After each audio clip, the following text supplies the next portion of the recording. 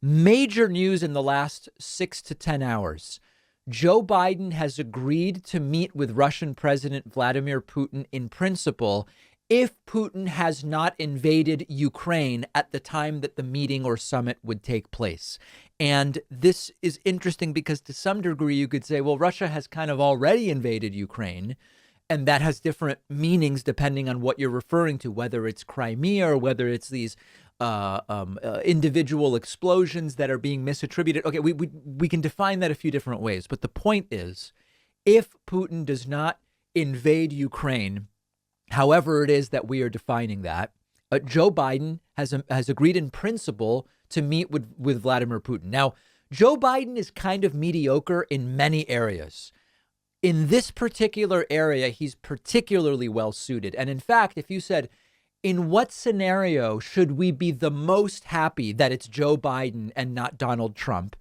It's exactly this situation, saying an American president has an opportunity to stop a global calamity that will wreak absolute havoc on our economy and on people around the world.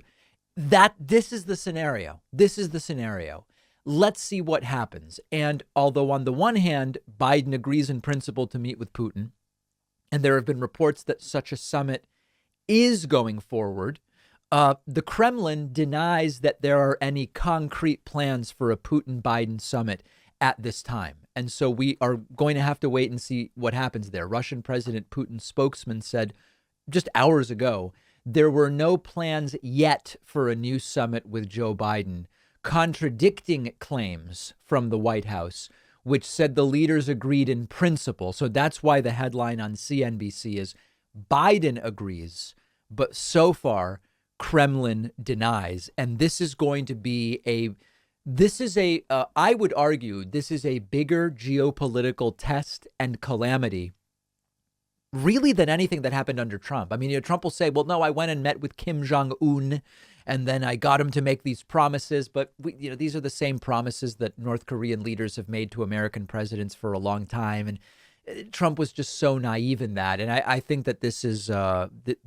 far more than that. And, at the end of the day, just look at the markets, right? The markets will tell you what is the bigger calamity. And the markets were quite calm when the entire North Korea thing was happening. The markets are erratic right now. Know that if Biden meets with Putin and Putin ends up not invading and there's no war, the anti-Biden people are going to spin this really, really hard. They're already calling him a warmonger now, even though Biden has already ruled out that the U.S. would send troops multiple times. But it doesn't matter.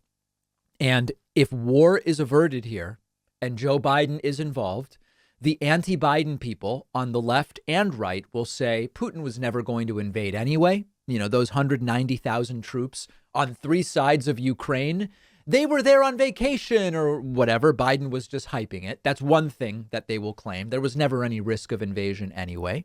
They will say, Joe Biden is against our troops because he kept them from having something to do. I mean, it just, like absurd on its face. They'll say it was really Trump's friendship with Putin before Biden that prevented the war. They'll say, oh, well, Putin clearly made some demand of Biden and Biden accepted it because Biden is so weak. Or maybe they'll say Rudy called Putin secretly. Maybe Hunter Biden's laptop will be thrown in there, or Hillary in some way. They'll claim it was the Canadian truckers who convinced Putin to back off or whatever. Anyway, the point is they will spin this no matter what happens against Joe Biden. So let's try to follow the facts of what's happening. Right now, we have a very, very sensitive and tense situation there. My hope is there is no war. And let's see if Joe Biden can help prevent that. It's not the U.S.'s responsibility to prevent it. But if Joe Biden is able to actually get something done, I am all for it. And I'm glad that it's not Trump that's being put in that position. Let me know your thoughts. Let me know what you expect. And I mean, things are moving so quickly that by the time this clip publishes, Russia may have already been invaded, may have already invaded Ukraine. Let me know. Find me on Twitter at dpacman. We'll be right back.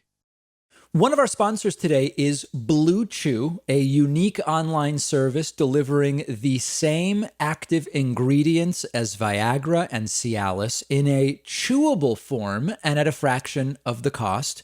And they're giving my audience an entire month's supply for free. So if you think you could benefit from an extra boost of confidence when it's time, all you have to do is take a short quiz on their website. A licensed doctor approves your prescription.